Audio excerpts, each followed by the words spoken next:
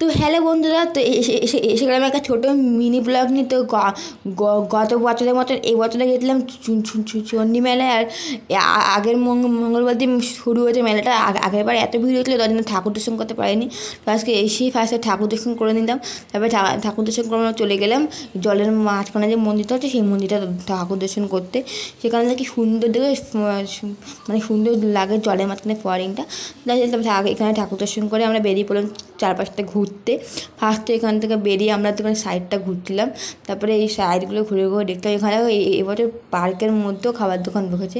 তারপরে চারপাশটা ঘুরে ঘুরে দেখলাম। এখানে যাও কি সুন্দর সুন্দর 100 টাকার বা ব্যাগ বিক্রি হচ্ছিলো। তারপরে এখানে কাপ প্লেটের দোকানে গেলাম, ওই কাপগুলো খুব সুন্দর সুন্দর ছিল। তারপরে এখানে তুলসী মঞ্চ বিক্রি হচ্ছিলো। এখানে হার কানের সুন্দর সুন্দর জিনিস বিক্রি হচ্ছিলো। বাট আগের বছর আরও ভালো ভালো দোকান বসেছিলো, এই বছর সেই দোকানগুলো বসেনি। তো এখানে সেগুলোই দেখছিলাম ঘুরে ঘুরে আর কি। এখানে এখানে চাবি রিং বিক্রি হচ্ছিলো, সেগুলোই দেখছিলাম। এখানে বললো ওরা চাবি রিং নামের চাবি রিং বানিয়ে দেয়। এখানে এই সমস্ত দোকানে ঘুরে ঘুরে করে দেখছিলাম।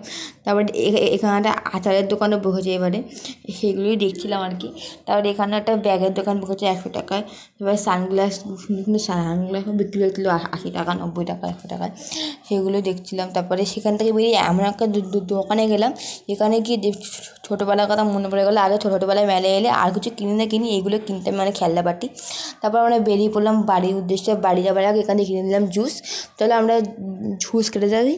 তারপরে ভিডিওটা এখানে শেষ করলাম। ভিডিওটা ভালো লাগলে লাইক করে শেয়ার করো। চলো টাটা।